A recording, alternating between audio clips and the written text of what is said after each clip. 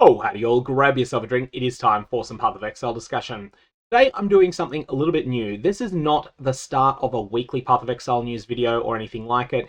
Just that this week there's been a number of small things that have been on Path of Exile that have been not quite worth a video themselves, but that add up to quite a bunch of news. So I wanted to do one combined video with the Path of Exile Week 8 news for patch 3.25. I wanted to start with a quick note on player numbers so far.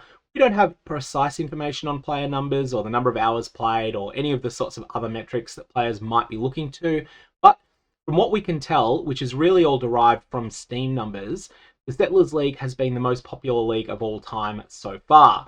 This bodes well, I think, for Faustus's currency exchange remaining in the game into the future. This and the fact that there's been no real problems with it. There's been a few little teething issues. Those are all things that can be easily fixed. For example, I think Gauntlet games should reduce the cost to trade for Chaos Orbs on it, reduce the cost to trade for Fusing Orbs on it, and sharply increase by a factor of at least 20 and maybe a factor of 50 the cost to trade for Rogue Markers on it. But those are all small tweaks, and they're not anything that's causing fundamental problems to the entire currency exchange. Some of the things that could have helped the wealthiest players in Path of Exile to completely dominate the league economy and squeeze other people out of it have not really happened as a result of the currency exchange. And that, and combined with the fact that this has been such a popular league, make me think that we're definitely going to continue to see it into the future. Every single day this league, Settlers player numbers based on Steam information that we've got have been either number 1 for all time, number 2 for all time, or number 3 for all time. And combined, they're definitely number 1. So all that out of the way, let's have a look at some of the things that have been news announcements. One of these is for console players, one of these is for everyone else. We want to start with the announcement of Zizran's Class Gauntlet event. This is by far the biggest player-run event that takes place in the Path of Exile community.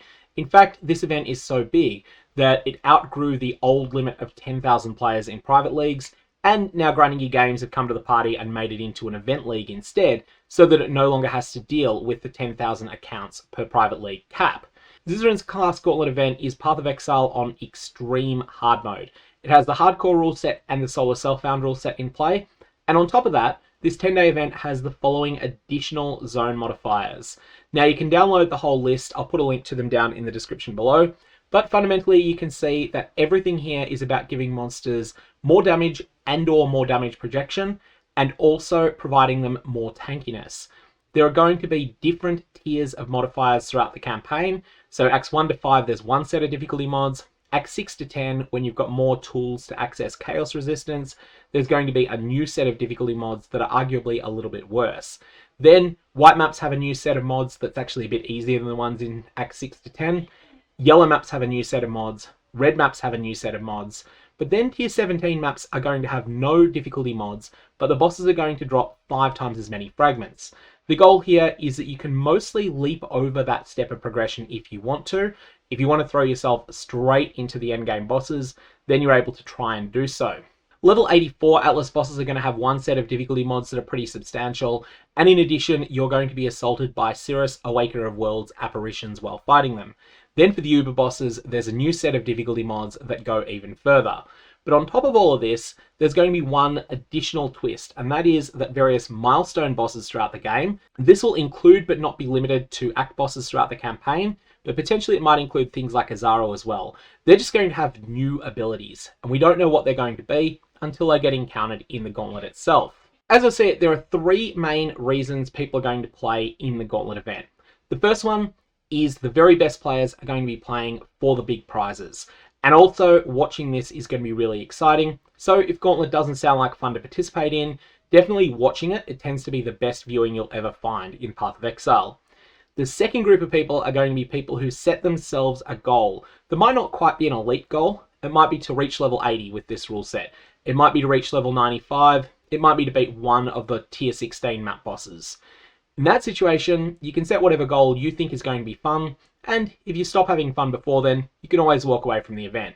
The third group though, and I think this is going to be the biggest group of people that play it, are going to be people who play it simply because they want a change of pace. They want more Path of Exile, but they're sort of starting to burn out a bit on the Settlers League. They want to do something a bit different, and they want to play at a very, very different speed of the game. And that's what Gauntlet will be, because it rewards going slow, methodical, and careful through the game.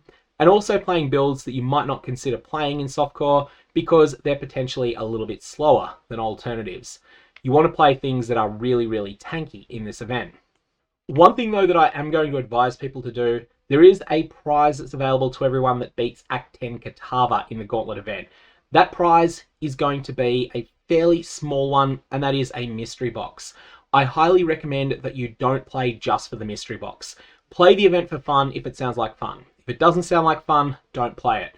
It might take you 16 hours to get that mystery box, and I really want to make you think, is that worth it? If you're not having fun in the event, then you're going to have a miserable time for 16 hours for a prize that you might never use, the MTX that you pull out of it. So don't factor that in. It's a little bonus if you get it, but the big prizes, on the other hand, are pretty substantial. So if you think you're competitive for them, then definitely go for them, reach for the stars. Just make sure that you have fun if you do end up crashing and burning and dying to something really, really silly in your 17th tier 16 map of the event.